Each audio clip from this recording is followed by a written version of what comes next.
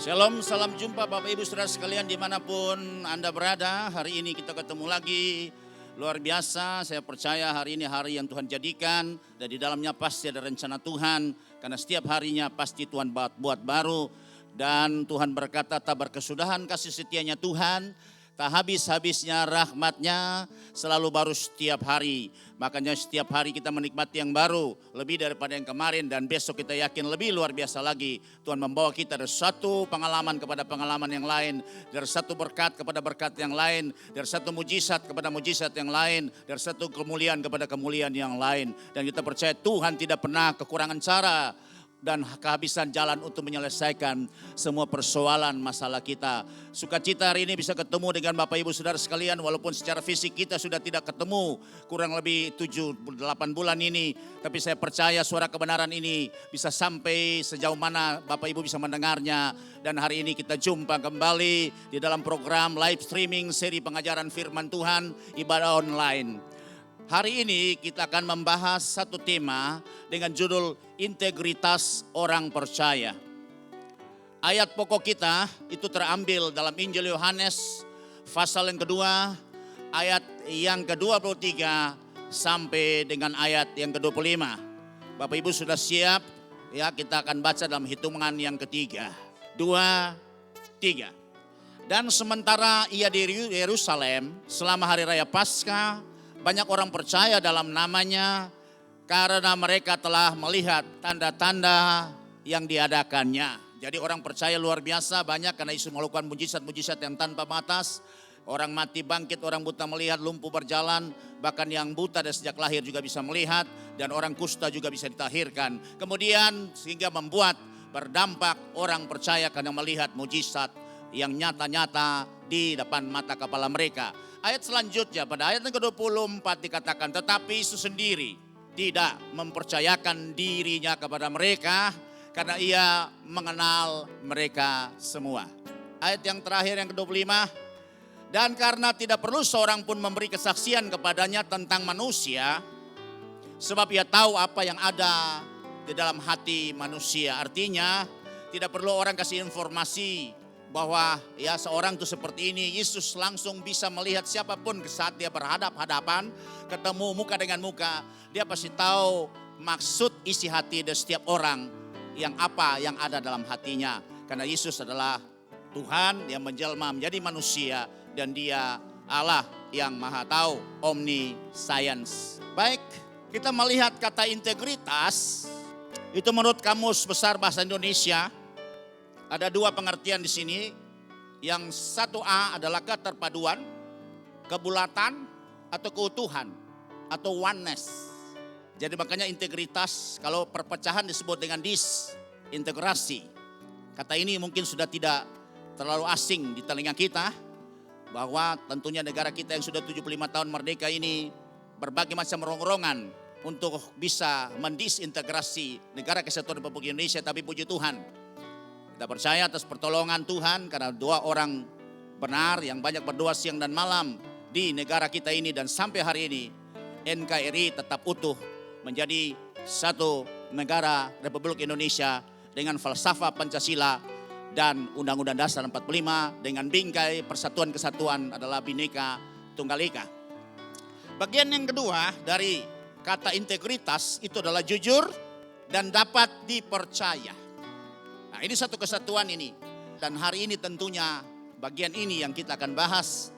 Makna daripada kata integritas. Seperti judul terpapar bahwa integritas orang percaya. Dan saya percaya integritas ini ada hal-hal yang sangat luar biasa. Hal-hal yang sangat istimewa. Hal-hal yang menentukan baik di hadapan Tuhan maupun di hadapan manusia. Karena kalau kita tentunya memilih orang-orang mitra kita, atau kita memilih orang-orang yang sebentar kita akan mempercayakan hal-hal yang sangat strategis dan hal-hal yang berisiko, tentu kita harus mencari orang yang jujur, yang dapat dipercaya, yang dikatakan bahwa dia memiliki integritas. Kita akan masuk pada bagian yang kedua. Menurut beberapa terjemahan Alkitab dari teks Injil Yohanes pasal yang kedua ayat yang ke-24, itu pertama kita lihat dari terjemahan baru Lembaga Alkitab Indonesia. Saya ambil bagian yang pertama saja, tetapi Yesus sendiri tidak mempercayakan dirinya kepada mereka. Artinya mereka percaya sama Yesus karena mereka melihat mujizat, tanda-tanda heran, ya. Karena tidak ada seorang manusia pernah terlahir di zamannya sebelumnya sampai saat Yesus hadir itu melakukan mujizat yang sangat luar biasa. Sebab itu mereka percaya bahwa memang dia adalah utusan dari sorga. Tapi persoalan di sini adalah bahwa Yesus sendiri tidak mempercayakan dirinya kepada mereka. Mendelegasikan mereka untuk sebagai perwakilannya atau juru bicaranya. Atau dia mewakili semua kepentingan-kepentingan Tuhan Yesus di bumi ini. Itu tidak semudah kata untuk cepat mempercayakan siapapun juga. Itu menurut terjemahan Lembaga Alkitab Indonesia. Terjemahan yang baru. Kita ambil dari NKJV atau New King James Version. But Jesus did not commit himself to them. Kata commit itu menyerahkan, melibatkan mereka dan juga mempercayakan. Sudah termaktub di dalamnya disebut dengan kata commit. Kemudian kita lihat terjemahan yang sering saya pakai adalah Amplified Bible. Itu berbunyi seperti demikian, but Jesus did not trust himself to them. Jadi tidak mempercayakan. Karena kata trust di dalam dalam kurungnya itu for his part. Artinya bagian-bagian atau bagian pelayanan atau hal-hal yang ilahi yang ada pada Yesus yang gampang disalurkan atau dipercayakan kepada semua orang pada saat itu. Sebab itu Yesus sangat selektif sekali karena tentunya dia melihat yang namanya hari ini yang kita sudah bahas dengan topik kita adalah integritas daripada orang percaya yang tentunya jujur dan bisa dipercayai, tetap komit terhadap janji dan juga dia tetap konsisten di dalam menjalankan kepercayaan itu. Itulah orang yang memiliki integritas dan saya percaya sorga dan dunia membutuhkan orang yang seperti ini. Ya, baik kita lanjut lagi lebih dalam lagi bagian yang ketiga. Kata integritas saya ambil dari Wikipedia menjelaskan sebagai berikut. Integritas adalah praktik jujur dan menunjukkan kepatuhan yang konsisten tanpa berubah-ubah artinya dan tanpa kompromi terhadap prinsip dan nilai moral dan etika yang kuat. Nah, saya baca ulang lagi. Ini dalam sekali pengertiannya. Dari beberapa sumber saya tertarik ambil dari Wikipedia. Menurut saya, hemat saya dia lebih pas. Maknanya lebih akurat. Integritas adalah praktik jujur atau tindakan-tindakan jujur atau perlakuan jujur atau perbuatan jujur dan menunjukkan kepatuhan yang konsisten artinya terus-menerus tetap patuh. Ya, seperti seekor anjing dia tunduk kepada tuannya, tidak tergantung situasi kondisi. Saudara lihat, ya bukan kita disamakan dengan anjing tapi ada hal positif yang kita harus belajar kepada anjing. Sebab kata proskuneo itu diambil juga contohnya dari seekor anjing bagaimana selalu menyambut tuannya ketika tuannya pulang. 10 kali tuannya pergi pulang, sambutannya tetap sama hangatnya. Konsisten, tidak pernah berubah. Dan tanpa kompromi, ya di atas ya dan tidak di atas tidak. Tidak bisa dipengaruhi situasi kondisi atau kepentingan-kepentingan yang lain atau tekanan-tekanan yang lain tetap bertahan terhadap prinsip dan nilai moral dan etika yang kuat. Ya demikian. Kemudian bagian selanjutnya, bagian yang keempat. Dengan demikian seorang dapat menilai bahwa orang lain itu memiliki integritas. Jadi kita bisa menilai orang lain tuh, oh orang ini bisa dipakai dia. Bisa dilibatkan ya di dalam katakanlah ya proyek kita atau di dalam hal-hal yang sangat strategis. Dia bisa dilibatkan di dalamnya. Karena apa? Bahwa dia memiliki integritas. Sejauh mereka bertindak sesuai dengan nilai, kepercayaan, dan prinsip yang mereka klaim untuk dipegang. Jadi sekali dia klaim bahwa saya punya sistem seperti ini, saya mengikuti ya prosedur seperti ini, saya pegang prinsip-prinsip seperti ini, dia tidak pernah akan berubah. Dalam situasi, dalam ya kondisi, dalam tekanan sekalipun, ancaman sekalipun, dia tetap berpegang pada prinsip-prinsip yang sudah dia sepakati, yang dia sudah komit Itulah orang yang punya integritas. Dan saya percaya hari ini orang-orang seperti ini seperti sudah langka di zaman yang seperti ini. Ya, tapi tetap masih ada orang yang seperti ini.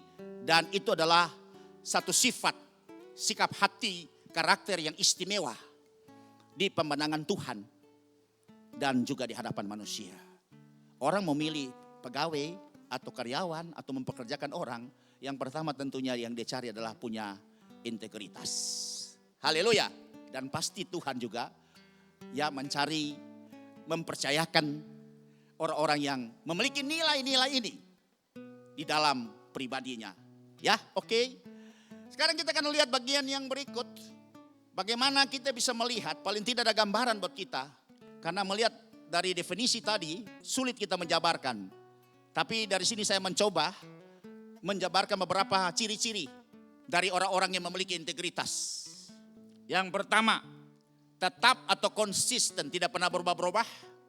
Melakukan dalam keadaan sulit dan berat sekalipun, walaupun banyak bayar harganya dan menderita. Inilah orang, salah satu karakter atau ciri-ciri dari orang yang memiliki integritas.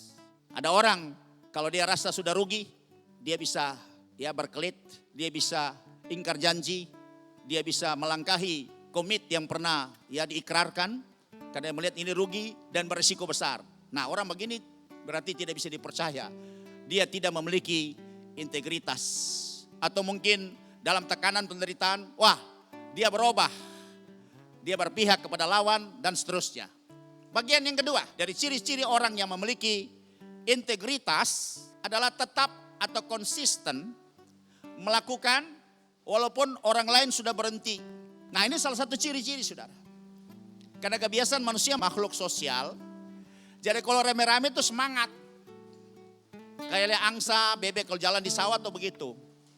Iring-iringan bareng. Tapi kalau ya ke depan berjalan dengan waktu, maka yang lain sudah bosen, yang lain sudah tidak bergairah lagi, atau mungkin yang lain ya tertarik dengan kepentingan-kepentingan yang lain, sehingga akhirnya dia mundur, dia berhenti. Tapi kalau orang yang sudah komit, ya punya integritas, dia kan tetap konsisten melakukannya karena dia sudah klaim bahwa saya tetap akan melakukan, saya sudah terima tugas tanggung jawab ini dan saya tidak akan tinggalkan walaupun orang lain tidak tertarik lagi untuk melakukannya. Orang begini yang memiliki nilai integritas yang tentunya sangat dicari Tuhan dan juga manusia. Itu adalah satu sikap hati, karakter yang saya katakan istimewa. Ya, itu yang mendapat penghargaan di hadapan Tuhan dan juga di hadapan manusia. Itu integritas. Betapa integritas ini sangat dibutuhkan. Baik sorga maupun dunia ini. Haleluya. Lanjut. Melakukan tepat sesuai komitmen. Tidak berubah. Kalau komitmennya, perjanjiannya sudah ya sama-sama sepakati. Dia tidak berubah walaupun mungkin ke depan dia lihat wah ini tidak ada keuntungan atau untungnya tipis. Dia tidak berubah. Karena dia sudah berjanji, sudah sepakat. Saya percaya dalam dunia perdagangan, dunia apa saja. Dunia bisnis juga orang membutuhkan orang yang punya integritas yang seperti ini. Sekali dicarakan, tetap tidak akan berubah. Walaupun perubahan terjadi selama waktu untuk bisa menyelesaikan persoalan. Perintah atau order dengan tidak berubah-berubah. Atau kerja dengan sekenanya, asal-asalan. Orang punya integritas, pasti dia tidak akan melakukan hal-hal yang seperti ini. Ini perlu sekali, saudara. Apalagi kita sebagai orang percaya, Tuhan mencari orang-orang yang punya karakteristik yang memiliki integritas. Lanjut, saya merenungkan sekian lama dan Tuhan memberikan poin-poin ini ya, saudara.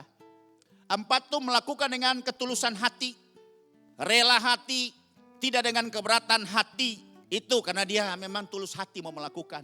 Dilihat apa tidak dilihat orang. Dihargai apa tidak dihargai orang.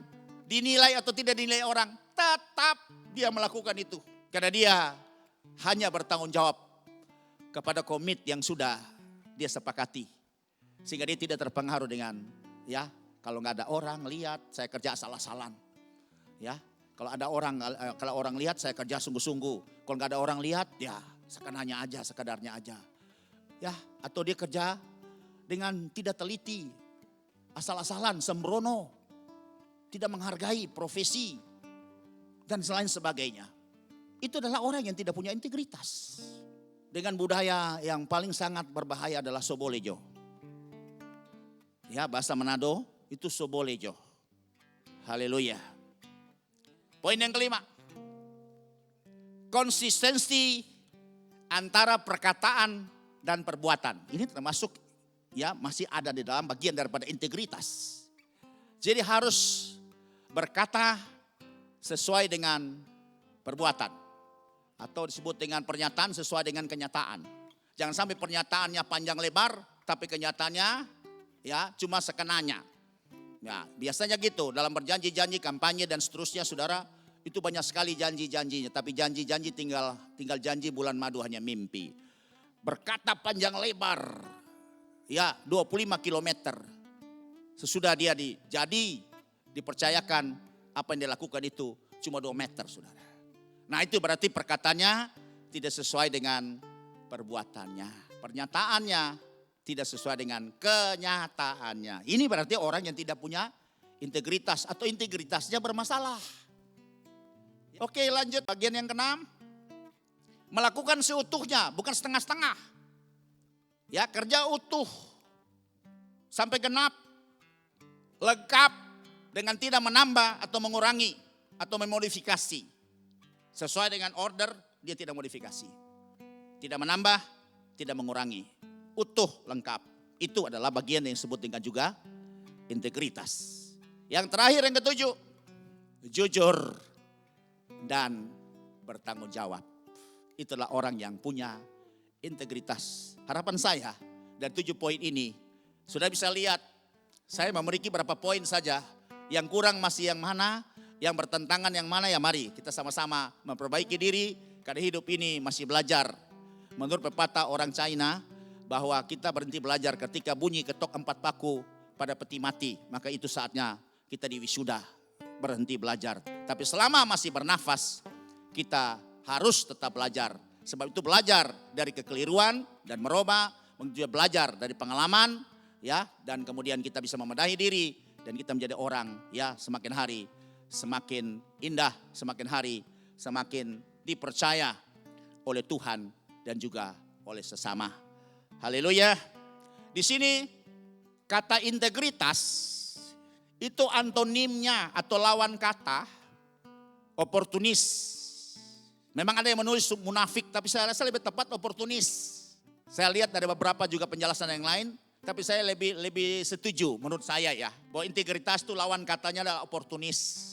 Nah, dan saya cari kata oportunis menurut Kamus Besar Bahasa Indonesia. Oportunis adalah orang yang semata-mata hendak mengambil keuntungan untuk diri sendiri dari kesempatan yang ada, mencari kesempatan dalam kesempitan. Yang penting saya untung untuk kepentingan diri, jadi ego. Tanpa berpegang pada prinsip-prinsip tertentu. Apa prinsip-prinsip itu? Dia langkahi. Dia kesampingkan prinsip-prinsip itu adalah keadilan, kejujuran, kebenaran dan komitmen. Itulah orang yang oportunis. Orang oportunis tidak bisa ada dalam pertemanan. Orang oportunis itu sangat berbahaya sekali. Karena kita tidak bisa akan percaya orang seperti itu.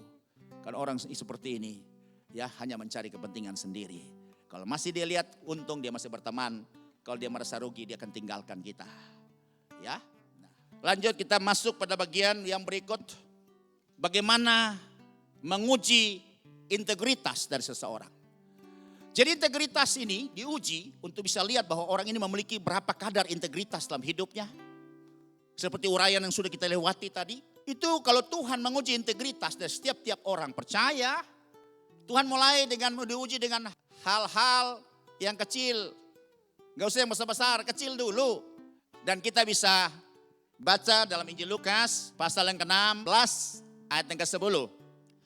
Barang siapa setia dalam perkara-perkara kecil, ia setia juga dalam perkara-perkara besar. Artinya Tuhan mulai mengukur kita, integritas kita.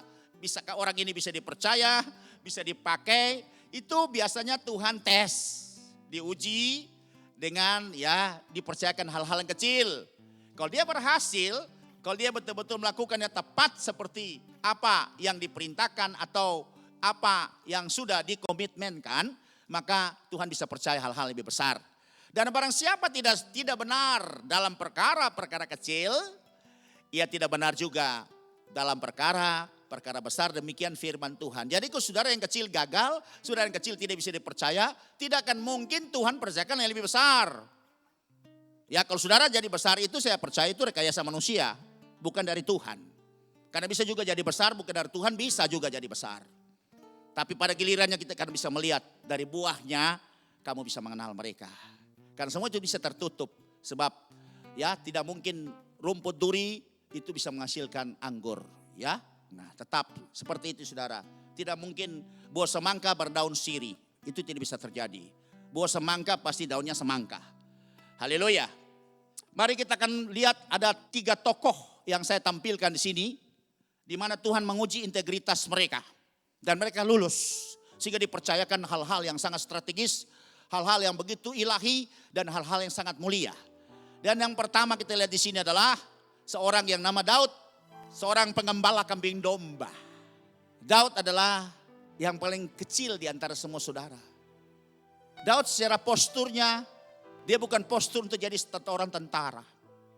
Kalau saudara yang lain, yang paling tua Eliab, Syama, Abinadab, itu besar-besar saudara.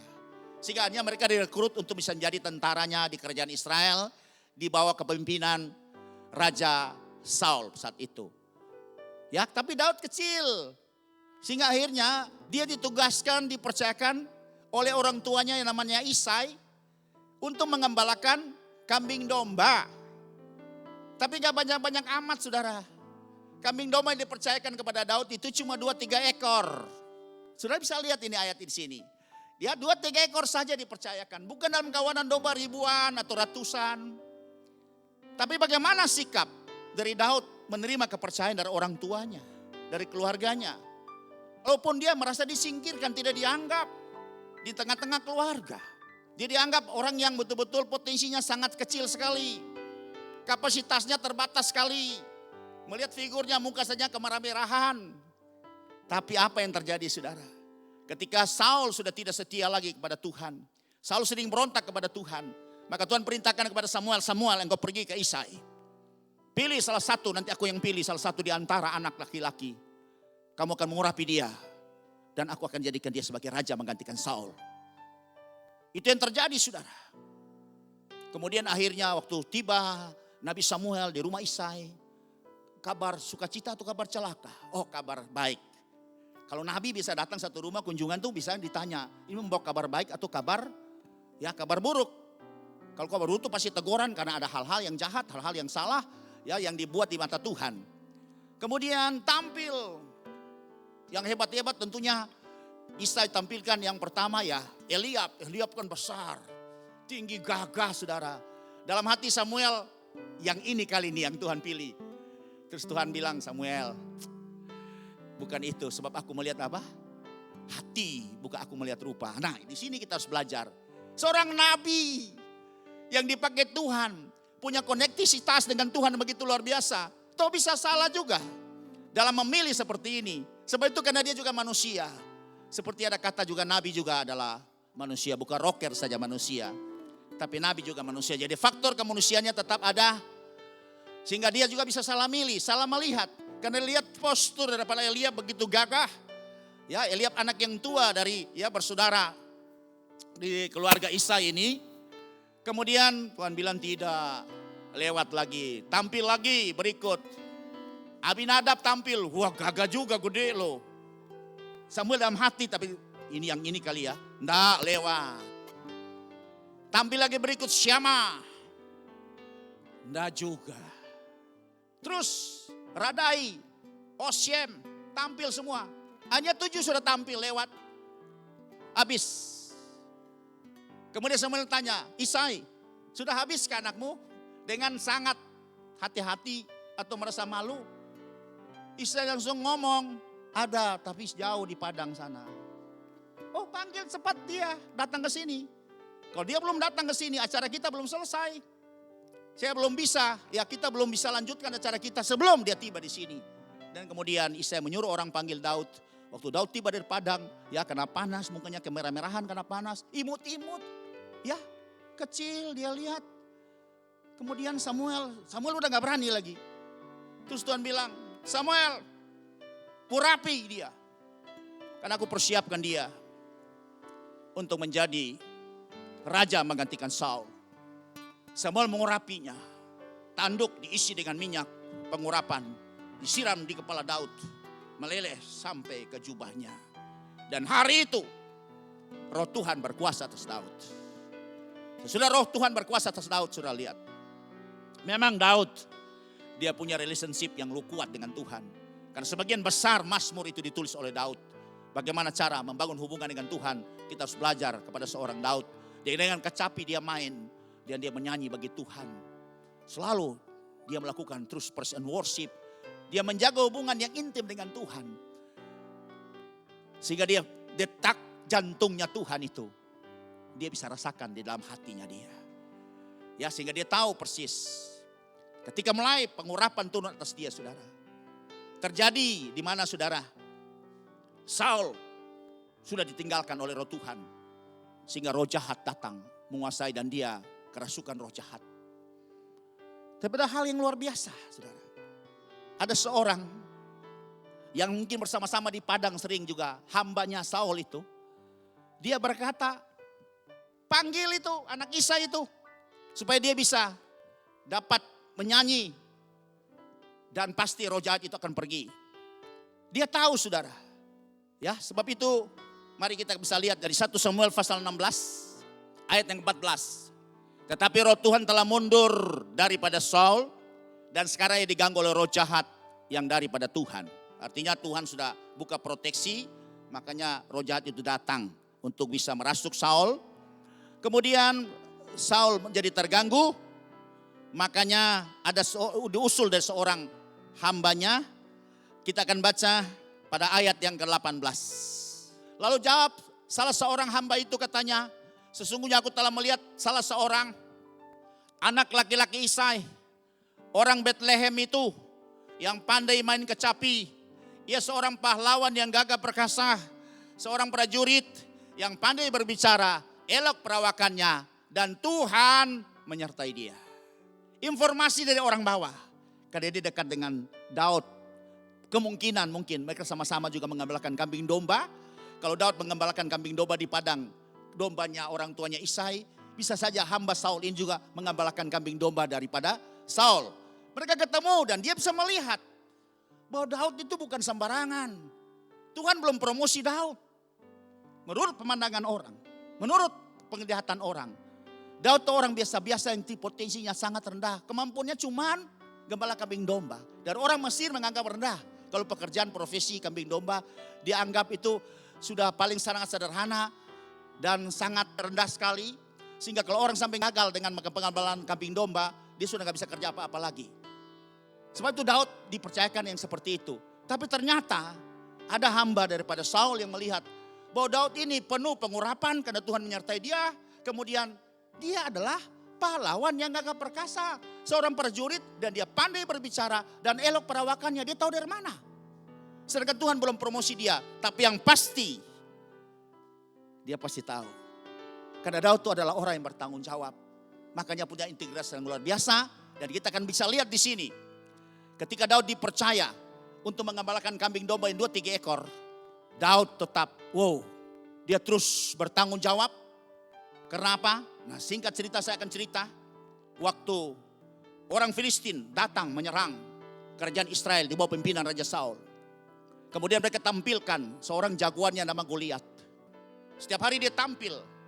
Kita nggak usah berperang, dia bilang. Tampilkan jagoanmu dari Israel, tampil 1 lawan 1, seorang lawan seorang. Kalau siapa yang menang, kalau saya yang menang, maka semua orang Israel harus jadi hamba, jadi budak, tunduk kepada kerajaan Filistin. Tapi kalau sampai Israel yang menang, maka kita orang Filistin akan tunduk menjadi budak daripada kerajaan Israel. Selama 40 hari. Terus pagi, petang dia tampil. Mana tampilkan jagoanmu. Dia menghina umat barisan Allah. Terus seperti itu, Goliat lakukan hal seperti itu. Goliat itu tingginya hampir 3 meter, saudara. Dia adalah terlatih dengan perang. Ya perisainya, pedangnya besar, lembing. Dia memang adalah orang yang hobi perang dan sudah terlatih sejak dia muda. Sehingga tidak satu pun pahlawan-pahlawan Israel langsung lihat ciut, saudara. Abner bin Ner begitu hebat, semua ciut melihat Goliat yang begitu gede orangnya. Perkasa orangnya. Kemudian sudah apa yang terjadi? Beberapa hari kemudian Isai menyuruh Daud, siapkan semua roti, ya siapkan makanan. Coba kamu kunjungi di tempat ya di mana saudara-saudaramu sekarang sedang berkemah di sana. Di dalam pasukan, cari tahu apakah mereka masih hidup atau tidak. Waktu Daud tiba dan dia melihat terus dan dia mendengar penghinaan yang dilakukan oleh Goliat. Wah, dia terbakar hatinya. Dia bilang, kenapa kamu dibiarkan orang yang tidak bersunat ini menghina barisan ya Israel yang menyembah Allah Yahweh. Elohim Adonai seperti itu. Kemudian saudaranya bilang, saya akan lawan sama dia. Kemudian mereka berhadapkan dia kepada Saul. Dan apa yang sudah bisa lihat di sini, itu bagian yang A sudah lihat. Daud bertanggung jawab walaupun menghadapi ancaman dan rela menyerahkan nyawa. Ini orang yang punya integritas.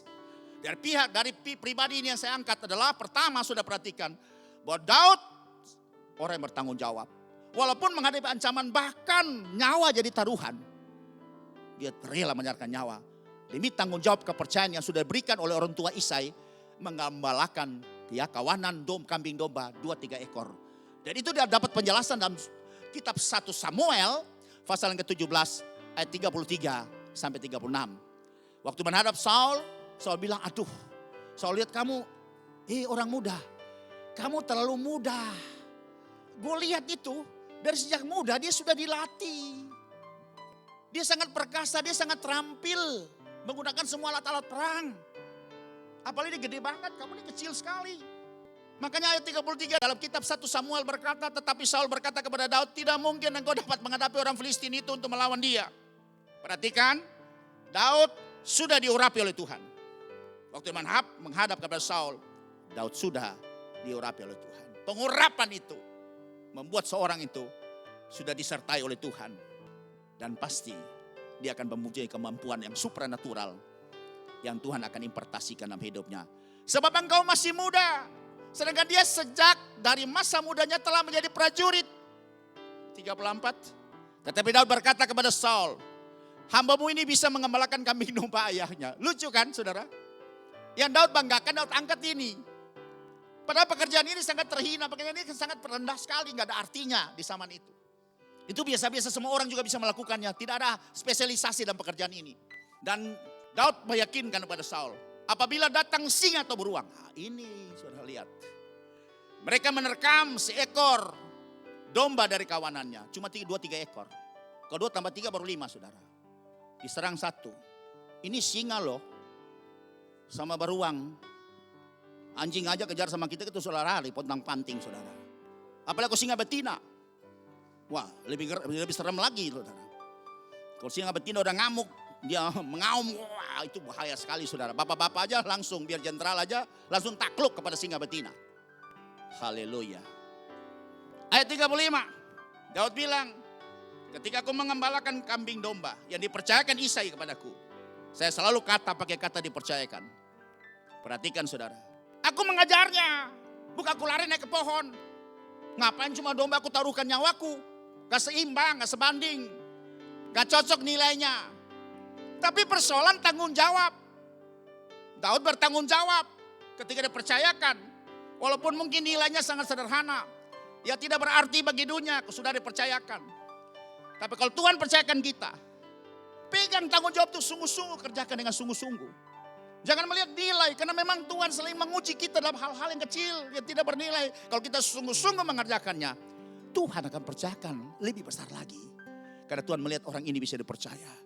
Orang ini bertanggung jawab dan berartinya orang ini punya integritas. Hari ini langka orang seperti ini. Mungkin di zaman purbakala, di zaman dinosaurus, protosaurus, ada orang seperti ini. Tapi sekarang kan susah sekali cari orang begini. Tapi saya yakin masih tetap ada. Amin saudara. Masih ada.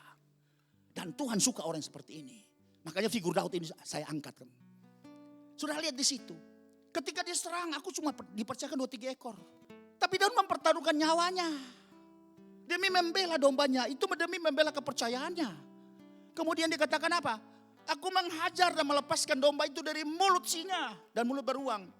Kemudian apabila ia berdiri menyerang aku, maka aku menangkap janggutnya, lalu menghajarnya dan membunuhnya. Saya rasa kalau sudah mau latih ini boleh ke kebun binatang. Coba-coba sekali, apa bisalah sudah punya karakter atau urapan Daud bisa, silakan sudah coba. Tapi kasih bius dulu singanya. Pas singanya jadi lemas gitu loh. Haleluya. Ini yang terjadi. Rupanya Tuhan melatih Daud seperti ini. Yang orang tidak tahu. Yang pasti tahu itu adalah hambanya Saul. Sama-sama penggembala kambing domba. Dia lihat ini Daud orang perkasa, orang hebat, pahlawan. Kalau cuma singa sama beruang dia lawan, apalagi orang. Di sini orang tidak melihat. Tuhan telah melatih Daud. Tuhan asingkan dia supaya orang tidak melihat. Tuhan melatih dia berperang. Tuhan melatih dia keterampilan, bagaimana kecekatannya, bagaimana cara-cara strategi yang luar biasa sehingga meningkatkan instingnya, ya nalurinya untuk bisa dapat dia bisa melakukan semua ini, saudara. Tuhan melatih dia. Kalau Tuhan jadi trainer, ini orang ini luar biasa. Tanpa kita sadari kita melihat dengan ya sepintas saja orang ini nggak ada apa-apa, nggak ada potensi apa-apa, ya kapabilitasnya, kapasitasnya semua segini ini aja. Tapi saudara, perhatikan, kalau kita dapat pengurapan. Kalau Tuhan yang melatih kita, yakinkan. Ada hal-hal yang luar biasa. Hal-hal yang supranatural. Hal-hal yang extraordinary yang ada pada kita. Sehingga membuat orang nanti ketika Tuhan promosi kepada kita. Orang bisa terkagum-kagum dan heran melihat. Karena Tuhan. Tapi Tuhan butuh di sini. Harus kita punya integritas. Ketika dipercaya untuk hal-hal yang kecil. Mari bertanggung jawab. Dan sudah lihat dari kasus ini. Pasti Daud juga mempertaruhkan nyawanya. Demi tanggung jawab yang dipercayakan. Itu adalah integritas yang Daud miliki. Sebab itu tidak salah Tuhan menulis. Bahwa Daud ini menjadi orang yang berkenan di mataku. Dan saya tahu pasti salah satu yang membuat Tuhan berkenan kepada Daud adalah integritasnya dia. Di dalam menjalankan tanggung jawab yang telah dipercayakan oleh manusia. Dan apalagi oleh Tuhan. Haleluya saudara. Ayat 36. Baik singa maupun beruang telah dihajar oleh hambamu ini. Bayangin saudara. Dan orang Filistin yang tidak bersunat itu. Ia akan sama seperti salah satu daripada binatang itu. Karena ia telah mencemooh barisan daripada Allah yang hidup. Daud terbakar semangatnya. Karena penghinaan sudah masuk 40 hari. Tidak ada orang yang berani tampil untuk bisa berhadapan dengan Goliat. Waktu dia disuruh ayahnya mengantar makanan untuk melihat ya. Bagaimana situasi atau keadaan saudara-saudaranya. Dan waktu Daud mendengar ya, cemooh daripada Goliat, Daud terbakar. Dia bilang bawa aku menghadap raja. Dan kemudian Daud minta restu dari raja. Dan akhirnya raja merestuinya. Daud berhadapan dengan Goliat. Dan tentu saudara tahu. Ya, Daud ambil apa? 5 batu. Dia taruh di ali-ali kayak katapel. Model mereka di sana. Waktu berhadapan Daud maju. Ya Goliat ketawa terkekeh-kekeh. Dia ketawa sekali. Lu bawa itu emangnya gue anjing gitu loh. Hari ini gue akan cabik-cabik kau. Dia kasih makan kepada burung. Dia sangat merendahkan Daud. Memang kenyataannya seperti itu saudara. Daud kecil kuliah 3 meteran saudara. Dia ahli dengan sebuah perlengkapan perang. Daud mendekati dia. Saudara perhatikan di sini. Sudah berhadapan nih. Orang Israel deg-degan. Ini ada dagelan apa ini? Oh Daud, tapi yang Daud tuh nekat banget ya. Dia punya hati tuh nekat. Kalau untuk Tuhan, oh dia betul-betul teguh sekali. Kalau untuk Tuhan, nyawa dia taruhan dia maju. Karena memang saudaranya udah tahu persis ya tabiatnya Daud. Daud kalau sudah oke, dia tidak pernah mundur-mundur. Dia tetap pernah, kalau dia sudah komit, oke, dia jalankan terus. Tuhan cari orang seperti ini saudara. Sebab itu dikatakan, kalau engkau datang kepadaku dengan pedang, lembing dan tombak. Tapi aku mendatangi engkau luar biasa. Dengan apa? Nama Tuhan semesta alam. Kalau dalam terjemahan lama, nama Tuhan serwa sekalian alam. Ya disebut dengan Yahweh Sebaot. Allah segala barisan Israel. Yang kau tantang itu, aku datang dengan nama itu. Nama di atas segala nama. Baik di langit, di bumi bahkan di dalam air di babuni. Nama itu di segala kalanya. Nama itu berkuasa. Dan putar. Kemudian dia putar. Ya ali-alinya. Goliat maju. Dengan begitu ya pandang enteng saudara. Sehingga dia nggak pakai. Ya dia singkirkan perisainya. Kemudian saudara Daud putar. Dia lepas tak kena pas dahi. Masuk. Kulihat jatuh saudara. Kulihat mati. Daud potong kepalanya. Dia bawa ke Saul. Dan hari itu kemenangan terbesar terjadi. Bagi barisan pasukan Israel. Orang Filistin. Dikejar, dibunuh, diambil dijarah semua saudara. Kemenangan yang terjadi kepada seorang Daud. Saatnya Tuhan mempromosi Daud. Luar biasa saudara. Mungkin kadang-kadang orang tidak bisa melihat kita. Tapi ketika kita punya integritas, Tuhan melatih kita. Orang gak tahu dengan kita gak apa-apa. Yang penting Tuhan tahu. Sebab apa yang kita buat pasti tidak satu pun yang luput dari pemandangan Tuhan. Luput dari kontrol Tuhan. Makanya sudah bisa lihat di sini saya suka mengangkat Daud ini. Karena Daud ini figurnya itu selalu dihubungkan dengan Tuhan Yesus, anak Daud. Kemudian sudah lihat di sini. Daud itu dilatih oleh Tuhan. Diuji oleh Tuhan. Ya, Daud diuji. Dan itu ayatnya banyak sekali. Dalam 1 Samuel pasal 16 ayat 18 itu kan di situ sudah kita baca tadi. Dan kita bisa lihat juga dalam kitab 2 Samuel pasal yang ke-22 ayat 35. Sudah bisa lihat di sini. Ini Daud yang berkata, "Yang mengajar tanganku berperang sehingga lenganku dapat melengkungkan busur tembaga itulah Tuhan." Ada juga dalam Mazmur 144. Mazmur Daud ayat yang pertama dari Daud. "Terpujilah Tuhan gunung batuku, Ia mengajar tanganku untuk bertempur dan jari-jariku untuk berperang." Kalau Tuhan yang ngajar kita, itu pasti kita akan menjadi orang yang extraordinary, percaya bilang amin. Kita menjadi orang yang hebat. Kalau Tuhan memang mau promosi kita, sudah siap. Tuhan akan latih kita. Mungkin orang lain tidak melihat kita, orang tidak tahu dengan kita. Tapi ketika saatnya Tuhan promosi, orang akan melihat kita. Betapa kita luar biasa, gak disangka ya. Kelihatan dia biasa-biasa, luar biasa ya. Tuhan, hari ini yang Tuhan butuh adalah integritas. Ketika Tuhan percayakan kepadamu hal-hal yang kecil, hal-hal yang sederhana, kerjakan dengan sungguh-sungguh hati, dengan kebulatan tekad. Jangan kurangi, jangan asal-asalan, jangan anggap remeh, kerjakan dengan sungguh-sungguh. Sebab itu ada ayat yang berkata, saya teringat di surat Kolose pasal 3 ayat 23. Indah sekali saudara ini. Apapun juga yang kamu perbuat, perbuatlah dengan segenap hatimu. Seperti untuk Tuhan dan bukan untuk manusia. Artinya walaupun pekerjaan kita terima, tanggung jawab kita terima dari manusia. Tapi kita harus anggap bahwa inilah kepercayaan yang diberikan oleh Tuhan lewat orang itu buat kita. Kerjakan sungguh-sungguh. Jangan asal-asalan. Ya, kita menjadi orang yang bertanggung jawab. Dan Tuhan itu pasti menilai. Makanya di surat Kolose Paulus berpesan kepada orang Kolose. Apapun juga yang kau perbuat, apapun juga yang dikerjakan, perbuatlah itu dengan segenap hatimu. Seperti untuk Tuhan dan bukan untuk manusia. Ayat yang ke-24. Karena kamu tahu bahwa dari Tuhanlah kamu akan menerima bagian yang ditentukan bagimu sebagai upah. Kristus adalah Tuhan dan kamu adalah hambanya. Haleluya, amin. Profesi apapun sekarang yang Tuhan percayakan, kita harus memiliki pengertian. Semua itu dari Tuhan, bukan dari manusia. Dimanapun engkau bekerja hari ini, harus bekerja dengan sungguh-sungguh. Tunjukkan integritasmu, apalagi engkau orang percaya. Supaya Tuhan juga bisa menyertai engkau. Haleluya. Bagian yang berikut saudara lihat. Yang saya yakinkan bahwa Tuhan yang melatih Daud. Kemudian bagian yang ketiga atau C. Integritasnya yang membuat Daud berkenan di hati Tuhan. Karena memang ada hal yang aneh. Dalam Kisah Para Rasul diulangi lagi. Kalau kita melihat kontradiktif sekali ini. Pernyataan ini.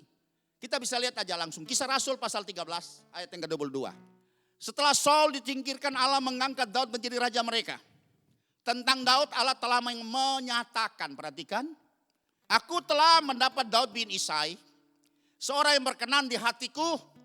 Dan yang melakukan segala kehendakku. Daud dengan integritas yang dimiliki ini. Dia bertanggung jawab dengan tugas-tugas sederhana dipercayakan lewat orang tuanya. Dia juga siap membayar harga walaupun nyawa dia taruhan. Dia siap dilatih Tuhan. Dan juga akhirnya integritas yang dimiliki ini membuat nilai yang istimewa di mata Tuhan. Dan Tuhan percayakan dia, Tuhan promosi dia, gak tanggung-tanggung loh. Jadi pemimpin tertinggi dari kerajaan Israel. Haleluya saudara. Seorang Daud yang tidak dianggap oleh manusia, bahkan keluarganya menganggap rendah Daud. Tapi ketika Tuhan promosi, ketika Tuhan melatih dia, maka dia menjadi orang yang berkenan kepada Tuhan. Walaupun Daud itu punya kesalahan yang seabrek-abrek saudara. Bagaimana dia rekayasa ambil istri orang, salah satu panglima, Uria orang Het. yang begitu sangat loyal, begitu sangat setia kepada Daud. Tapi bagaimana Daud merekayasa untuk akhirnya dia dibunuh di medan peperangan. Dan demi untuk dia mengingini daripada Batsheba, istri daripada orang Het itu. Itu kejahatan Daud buat. Ya, dari satu sisi dia telah melakukan kejahatan itu. Tapi Tuhan melihat dari sisi yang lain bahwa Daud ini punya integritas yang luar biasa. Sehingga Alkitab mencatat bukan satu kali saja. Tapi perjanjian lama mencatat Daud berkenan kepada Tuhan. Dan Kisah Para Rasul kembali mengulanginya. Bahwa Daud itulah pribadi yang berkenan kepada Tuhan. Dan saya yakin yang membuat Tuhan berkenan kepada Daud. Di samping kelemahannya, di samping kekurangannya adalah integritas Daud. Sehingga membuat dia bisa dipakai Tuhan. Bisa dipercayakan Tuhan untuk melakukan hal-hal yang besar. Untuk mewakili Tuhan di bumi ini. Haleluya. Contoh yang kedua yang saya angkat di sini adalah Abraham. Yang waktu itu bernama Abraham. Abraham itu Bapak yang agung.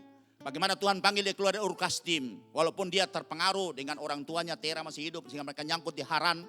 Tapi ini mereka keluar juga menuju tempat di mana Tuhan bawa kepada dia. Dan saudara tahu bahwa di sini dia meninggalkan kenyamanannya. Dia sudah usaha di Ur Kasdim, sudah berhasil. Dia termasuk orang yang kaya, Alkitab mencatat. Dia pengusaha yang berhasil. Tapi Tuhan tuh pilih dia untuk bisa tuh masuk menjalankan semua rencana Tuhan. Sebab itu Tuhan bawa dia keluar. Tuhan bilang tinggalkan negerimu Ur Kasdim di situ. Karena tempat itu banyak sekali orang menyembah berhala. Aku akan membawa kepada engkau tempat yang akan kutunjukkan. Tapi Tuhan tidak menunjukkan tempat di mana Abraham akan pergi. Ya, padahal Kanaan saudara belakangan abang tahu. Tapi Abraham tidak pernah punya alasan. Ketika Tuhan menyuruh dia, Abraham tinggalkan sana keluargamu. Pergi ke negeri yang akan kutunjukkan kepadamu. Itu dalam kitab Kejadian pasal 12 ayat yang pertama. Kita akan baca. Berfirmanlah Tuhan kepada Abraham. Pergilah dari negerimu dan dari sanak saudaramu dan dari rumah bapamu ini ke negeri yang akan kutunjukkan kepadamu. Abraham tidak bertanya Tuhan di mana. Karena dulu persoalannya adalah ya harus negeri yang ada airnya. Karena usaha pekerjaan di zaman purbakala cuma dua profesi. Satu peternakan, yang kedua pertanian. Itu sangat membutuhkan air. Jadi kalau tempat di padang gurun di sana, Timur Tengah itu ada tempat-tempat yang gersang yang tidak punya airnya. Dan itu tidak bisa kan jadi tempat untuk mereka bisa memukim di sana. Sedangkan Abraham punya pasukan banyak, dia punya orang kerja banyak, kan dia memang orang kaya raya waktu ketika ada di Ur Kasdim. Hanya mereka nyangkut di Haran, tapi Tuhan bilang keluar lagi, pergi Abraham. Kemudian Tuhan ikat janji dengan Abraham dan lanjut ayat 2. Kemudian Tuhan memanggil Abraham dan Tuhan ikat janji. Aku akan membuat engkau menjadi bangsa yang besar. Abraham belum punya anak.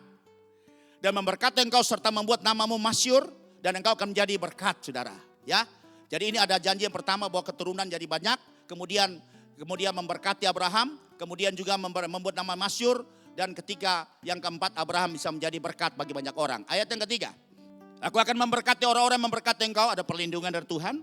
Dan mengutuk orang-orang yang mengutuk engkau. Dan olehmu semua kaum di muka bumi ini akan mendapat berkat. Ada 7 janji yang Tuhan ikatkan dengan Abraham ketika Tuhan panggil dia keluar dari tanah Ur Kasdim, nyangkut di Haran dan kemudian keluar lagi dengan Tuhan bawa sampai ke tanah Kanaan. Ayat yang keempat. Lalu pergilah Abraham seperti yang difirmankan Tuhan kepadanya dan Lot pun ikut bersama-sama dengan dia. Abraham berumur 75 tahun ketika ia berangkat dari Haran dan Abraham belum punya keturunan sebab Alkitab mencatat bahwa Sarah itu mandul. Tapi Tuhan berjanji bahwa Abraham keturunanmu akan seperti bintang-bintang di langit dan seperti pasir di laut. Tuhan berjanji dan Abraham percaya. Abraham percaya, pegang janji Tuhan. Abraham punya integritas yang luar biasa. Sebab itu ketika Tuhan memerintahkan dia tinggalkan negerinya. Kemudian Abraham berarti meninggalkan kenyamanannya. Dan dia memiliki pasti integritas dan iman tanpa pertimbangan, saudara. Dia tidak berdalih-dalih dengan Tuhan. Dia tidak tawar-menawar dengan Tuhan. Tapi dia langsung siap bos saya berangkat. Dan dari integritas Abraham yang seperti ini saudara lihat. Kemudian Alkitab mencatat di dalam surat Yakobus pasal yang kedua ayat 23 katakan. Abraham itu disebut menjadi sahabat Allah. Dengan jalan demikian genaplah nas mengatakan. Lalu percayalah Abraham kepada Allah. Nah Tuhan juga mengupgrade kapasitas Abraham. Dulu dia namanya Abraham. Masih tinggal di Ur Kasdim.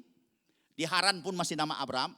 Abraham itu artinya Bapa yang agung. Tapi Tuhan bilang aku percayakan engkau menjadi Bapa bangsa-bangsa.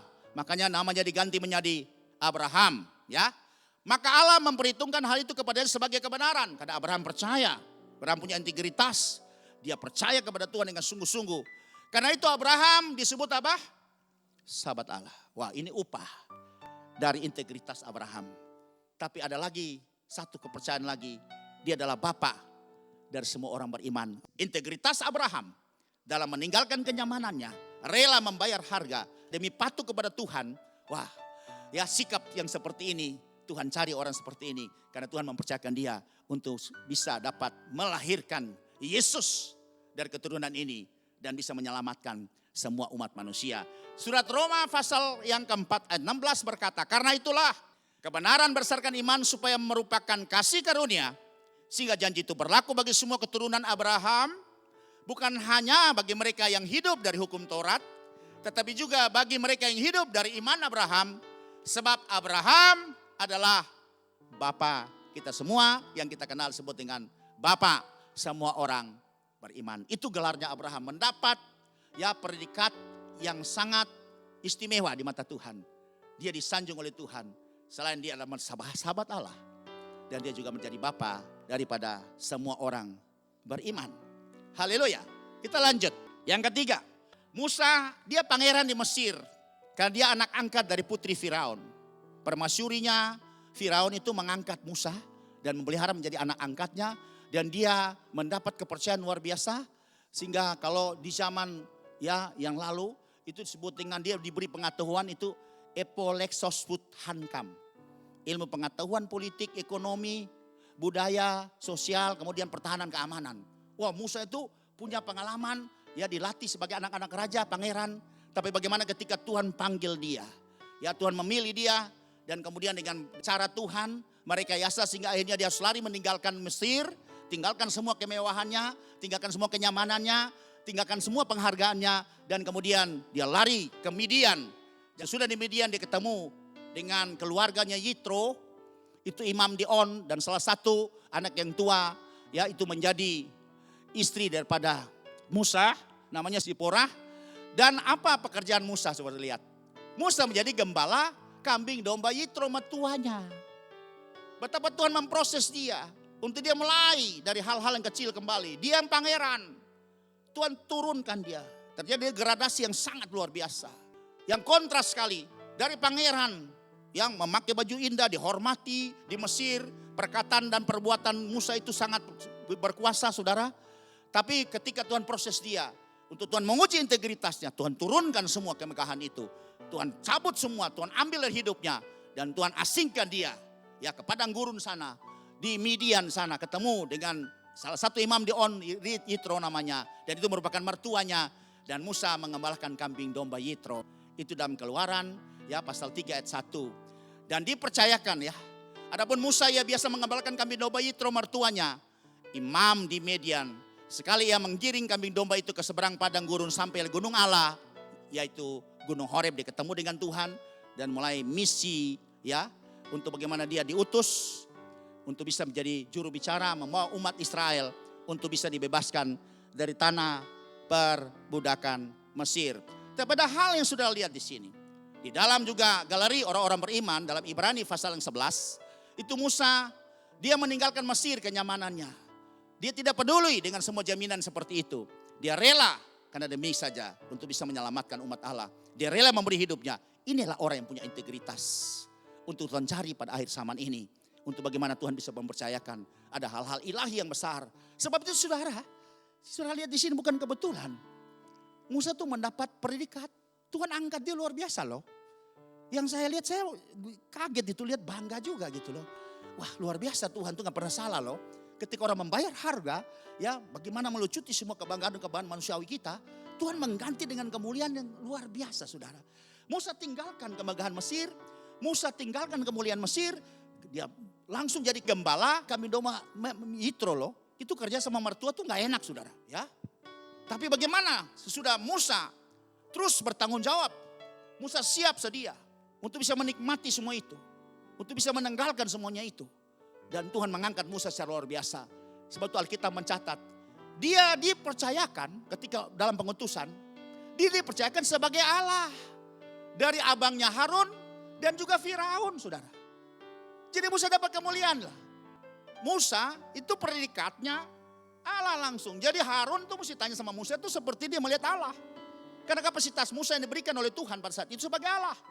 Firaun juga. Firaun melihat Musa itu bukan kapasitas seorang nabi.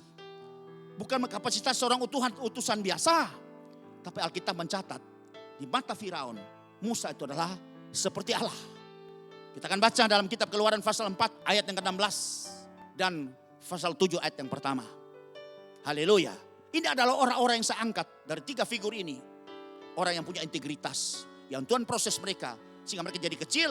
Betul-betul dari hal yang kecil. Kemudian Tuhan proses mereka untuk mereka bisa melakukan ini dengan setia. Dia melakukan dengan bertanggung jawab. Membayar harga. Ya, bahkan rela menyerahkan nyawa. Maka Tuhan akan promosi mereka. Tuhan akan mengangkat mereka. Sehingga mereka betul-betul menjadi keagungan bagi nama Tuhan. Dia harus berbicara bagimu kepada bangsa itu. Dengan demikian ia akan menjadi penyambung lidahmu. Dan engkau akan menjadi seperti Allah bagimu. Ini Tuhan bicara dengan Musa. Yang dimaksud sini adalah Harun. Harun sebagai juru bicaranya Musa. Tapi Harun, posisi Musa itu di hadapan Harun, itu sebagai Allahnya Harun. Coba saudara baca ayat ini baik-baik. Ia harus berbicara bagimu. Harun harus berbicara mewakili engkau kepada bangsa itu. Dengan demikian ia akan menjadi penyambung lidahmu. Dan engkau akan menjadi seperti Allah baginya. Siapa? Bagi Harun. Keluaran pasal 7 ayat yang pertama. Haleluya saudara. Berfirmanlah Tuhan kepada Musa. Lihat, aku mengangkat engkau sebagai apa? Allah bagi Firaun. Bukan cuma di mata keluarga Musa. Bukan cuma di mata, di pemandangan kelompok orang Israel. Tapi Tuhan juga promosi keluar. Sampai ke mata dunia. Karena Firaun, Raja Mesir itu merupakan gambaran atau mewakili dunia saat itu. Dan Harun abangmu akan menjadi nabimu. Luar biasa saudara. Apa yang menjadi? Ya, sehingga Tuhan bisa mempromosi Musa secara luar biasa seperti ini. Integritasnya. Integritasnya. Integritasnya. Sehingga membuat Musa dapat kemuliaan yang luar biasa. Alkitab mencatat secara jelas. Musa mendapat penghormatan tertinggi. Menjadi Allah. Di antara kaum keluarganya Israel. Dan Musa juga menjadi Allah. Bagi dunia ini. Dan orang bisa melihat kemuliaan Tuhan. Lewat Musa. Dan saya percaya. Kalau kita memiliki pengertian yang sama. Kalau kita rela diproses oleh Tuhan. Menanggalkan semua kebanggaan kita. Dan mulai menghargai kepercayaan Tuhan berikan buat kita dari hal-hal yang kecil. Sungguh-sungguh kita bekerja dengan penuh rasa tanggung jawab. Maka saya percaya satu saat pada gilirannya Tuhan akan promosi kita. Bukan cuma di mata keluarga kita. Bukan di lingkungan kita. Tapi sampai kepada setiap bangsa, suku, kaum dan bahasa. Kalau sudah percaya bilang amin. Haleluya. Pelajaran ini waktu saya tulis saya merasa diberkati sekali. Karena punya spesifikasi yang luar biasa. Hal yang berikut kita melihat bagaimana integritas Tuhan Yesus sebagai junjungan kita. Ini sudah paling sempurna sebagai contoh figur. Kalau tadi ada 3 figur. Tapi saya angkat yang berikut. Figur yang keempat ini adalah Tuhan Yesus sendiri. Dan kita bisa melihat integritas ini adalah pengakuan daripada orang-orang. Farisi saat ahli Taurat saat itu dengan orang Herodian. Yang mengatakan seperti ini. Sebab itu kita akan baca dalam Injil Matius pasal yang ke-22. Ayat yang ke-16. Bagaimana kita bisa melihat integritas daripada Tuhan Yesus sebagai junjungan kita, sebagai teladan utama kita. Demikian bunyi ayatnya, mereka menyuruh murid-murid mereka bersama-sama orang-orang Herodian bertanya kepadanya. Jadi ada murid-murid dari orang Farisi ahli Taurat disuruh bergabung dengan orang-orang Herodian. Herodian itu adalah orang-orang pengikut dinasti daripada Herodes. Dinasti Herodes, kalau Herodian ini lebih banyak ke politik. Kalau orang-orang yang ahli Taurat adalah lebih banyak ke agamanya, ya. Lebih banyak ke ahli Tauratnya, lebih banyak ke agamanya. Tapi Herodian ini dari dinasti Herodes. Herodes kan 2 raja. Satu raja yang pertama Antifas, Herodes Antifas. Kemudian lanjut Herodes Agrippa. Dan itu keturunannya atau dinastinya itu merupakan kelompok sendiri yang disebut dengan orang-orang Herodian. Pada zaman itu diberikan predikat orang-orang Herodian. Karena mereka dari dinasti Herodes. Lalu mereka datang bergabung dan mereka berkata guru. Jadi mereka mengakui bahwa Tuhan Yesus adalah guru, rabi. Bahkan Maria pernah berkata rabuni, artinya maha guru. Kalau rabuni itu maha guru, mungkin sekarang profesor sudah. Ya, kalau di zaman orang Israel kalau disebut rabuni, dia sudah mampu dapat memuridkan 2 generasi. Ya, 2 generasi baru bisa diberi gelar rabuni. Sudah lihat di sini pernyataan mereka. Walaupun mungkin sedikit ada unsur-unsur intrik di dalam, tapi ini bukan kebetulan, saudara. Mereka katakan, guru, kami tahu engkau adalah seorang yang jujur. Garis 1, poin 1. Bahwa Yesus adalah seorang yang jujur. Kalau orang jujur tuh lurus hati, tidak curang, tulus, dan selalu berkata apa adanya. Karena tidak ada apanya. Selalu tidak ada intrik, tidak ada muatan, tidak ada modus. Kalau sekarang mungkin bahasa lebih populer modus gitu loh. Yesus berkata apa adanya. Ya di atas ya dan tidak di atas tidak. Itulah ya karakter Yesus, integritas Yesus yang Yesus tunjukkan ketika dia hadir menjelma jadi manusia. Dan itu juga harus kita ikuti supaya kita bisa juga diberkati sama dengan Yesus. Kemudian yang kedua dari pembacaan kita, satu dia jujur, kemudian apa? Yang kedua integritas Yesus adalah jujur mengajar jalan Allah. Atau dia jujur mengajar itu atas dasar kebenaran, tidak ditambah, tidak dimodifikasi.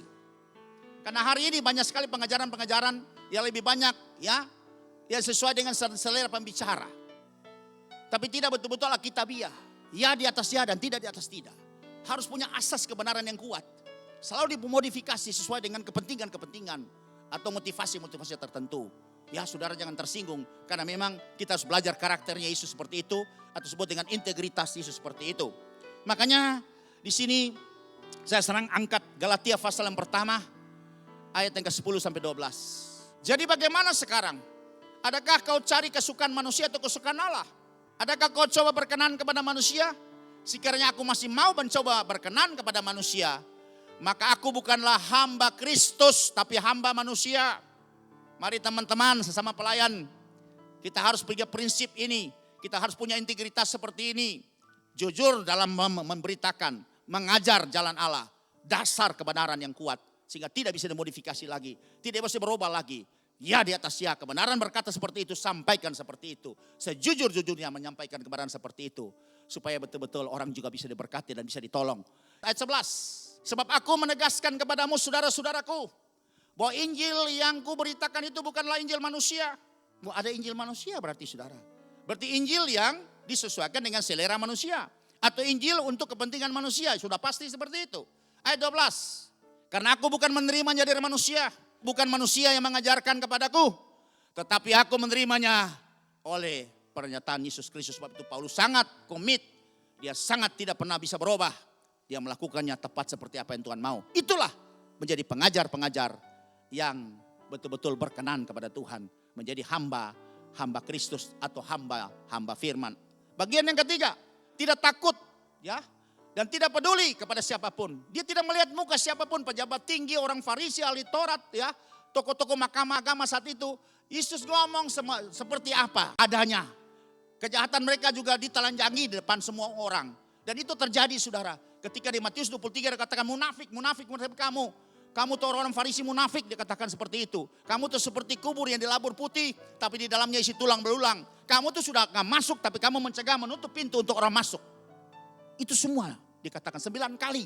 Tuhan berkata dalam Matius 23, kamu orang munafik. Dia tidak takut kepada siapapun juga. Karena memang kejahatan harus ditelanjangi. Tapi resikonya saudara, hari ini yang sangat dibenci adalah orang benar. Saudara punya resiko konsekuensi menjadi orang benar. Yang tidak pernah kompromistis dengan apapun juga. Saudara akan sangat dibenci. Dia pasti akan ditinggalkan, dikucilkan. Karena mereka tidak senang dengan orang-orang seperti ini. Itu adalah pekerjaan iblis di zaman hati-hati saudara. Haleluya. Bagian yang keempat dari integritas Yesus. Dan dia tidak mencari muka. Haleluya saudara. Dia tidak cari muka. Ya, kalau cari muka itu artinya berbuat sesuatu yang dengan maksud supaya mendapat pujian atau sanjungan. Baik dari atasan maupun orang lain, bahkan Yudas pasal yang pertama 16 katakan sampai dengan perilaku yang sangat hina, itu kita menjilat untuk dapat keuntungan. Itu orang yang suka mencari muka saudara. Nah ini adalah kefasikan-kefasikan yang terjadi akhir zaman menjelang Tuhan Yesus datang pada kali yang kedua. Mereka itu orang-orang yang menggerutu dan mengeluh tentang nasibnya, tidak pernah bersyukur, hidup menurut hawa nafsunya, kedagingannya, keringan mata, keinginan daging. Tapi mulut mereka mengeluarkan perkataan-perkataan yang bukan-bukan, artinya selalu ngomong gede, ngomong yang gak benar. Dan mereka menjilat orang untuk mendapat keuntungan. Itulah orang yang suka mencari muka. Yesus tidak memiliki integritas seperti ini. Itu pernyataan daripada orang-orang saat itu yang menyatakan demikian. Ada 4 poin mengenai integritas daripada Yesus itu sendiri.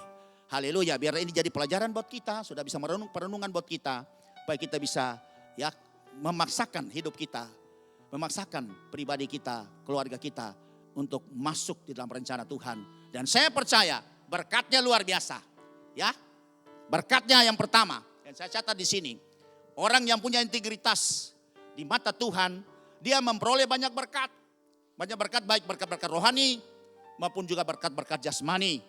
Ya, Amsal 28 ayat 20. Orang yang dapat dipercaya punya integritas artinya mendapat banyak berkat. Tetapi orang yang ingin cepat menjadi kaya tidak akan luput dari hukuman. Yang kedua, berkatnya. Mendapat promosi atau peningkatan posisi dan jabatan strategis. Buktinya sudah bisa lihat, Daud jadi raja Israel. Abraham menjadi sahabat Allah, menjadi bapak semua orang percaya, orang beriman. Musa menjadi Allah atas Harun, atas keluarga Israel, dan juga atas Firaun, saudara. Ya, dan kita lihat Tuhan Yesus di dalam Filipi pasal yang kedua ayat 9-10. Dia diberi nama di atas segala nama, supaya di dalam namanya dia bertekuk segala lutut dan semua lidah mengaku Yesus Kristus adalah Tuhan bagi kemuliaan Bapa di sorga. Semua orang-orang yang punya integritas yang luar biasa, Tuhan promosi dengan luar biasa juga. Ya, sebab Tuhan memberi upah kepada orang-orang yang selalu membayar harga demi menjaga integritasnya. Sebab itu hari ini sudah bisa melihat berkat yang luar biasa. Dan berkat yang ketiga adalah mengetahui banyak rahasia Allah. Itu dalam 1 Korintus pasal 4 ayat 1-2. Kita akan baca. Demikianlah hendaknya orang memandang kami sebagai hamba-hamba Kristus, bukan hamba-hamba manusia, yang kepadanya dipercayakan rahasia Allah.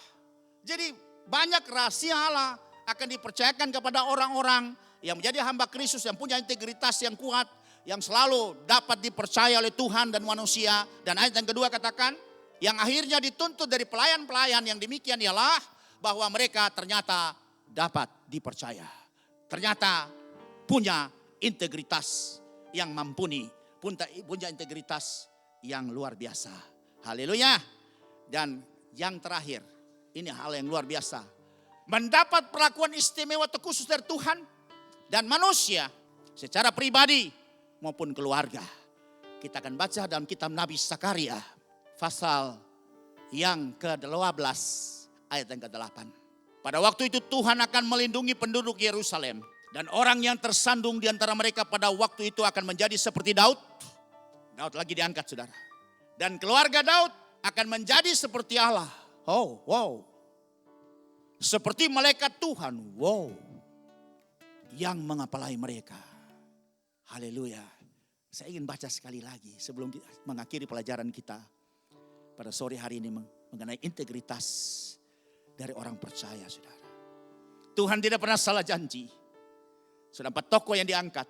Daud, Abraham, Musa, dan terakhir Yesus. Yesus yang sempurna di antara ketiga tokoh itu. Tapi sudah bisa lihat di sini. Integritas Daud itu membawa dia mendapat penyanjungan yang tinggi, kemuliaan yang luar biasa. Dan ayat itu berkata, pada waktu itu Tuhan akan melindungi penduduk Yerusalem. Dan orang yang tersandung di antara mereka pada waktu itu akan menjadi seperti Daud. Dan keluarga Daud akan menjadi seperti Allah. Seperti malaikat Tuhan yang mengepalai mereka. Akhirnya, saudara-saudara, jadilah pribadi, keluarga, dan komunitas orang percaya memiliki integritas untuk dipakai Tuhan melakukan pekerjaan-pekerjaan yang besar di akhir zaman ini menjelang Tuhan Yesus datang pada kali yang kedua. Amin. Berbahagialah setiap orang yang mendengar firman Tuhan, menyambutnya, menaruh dalam hatinya, dan melakukannya.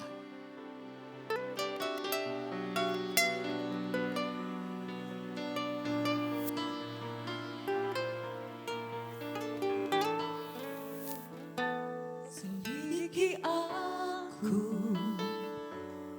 lihat hatiku, apakah ku sungguh mengasihimu, Yesus, Kau yang Maha Tahu.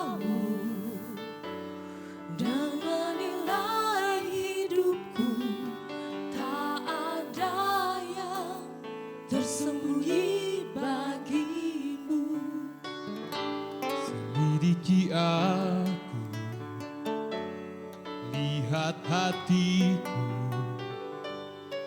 apakah ku sungguh mengasihi Yesus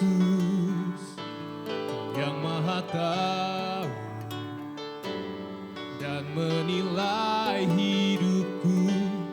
Tak ada yang tersembunyi bagimu. Aku lihat kebaikan-Mu yang tak pernah habis di hidupku. Ku berjuang sampai akhirnya Kau dapati aku tetap setia.